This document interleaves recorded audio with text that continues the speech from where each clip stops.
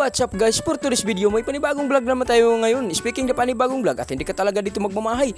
So habang ako ay nagbibinta na sa po at may nakikita talaga ako dito na nakakaiba na isang sasakyan. So nakikita natin dito na para talaga sinubukan niya na ipaakyat ang kaniyang sasakyan sa puno ng mangga. Asukan si guys talaga at namangha talaga ako dito sa nakita ko. Nakakaiba kasi ang kaniyang ligid talaga ay nakahangir sa puno ng mangga. So ito talaga, bihira lang talaga ako na makakita ng ganito na pangyayari. So dito pala talaga ito nangyari sa Barangay Kalagdaan ng Kantilan, Surigao del Sur.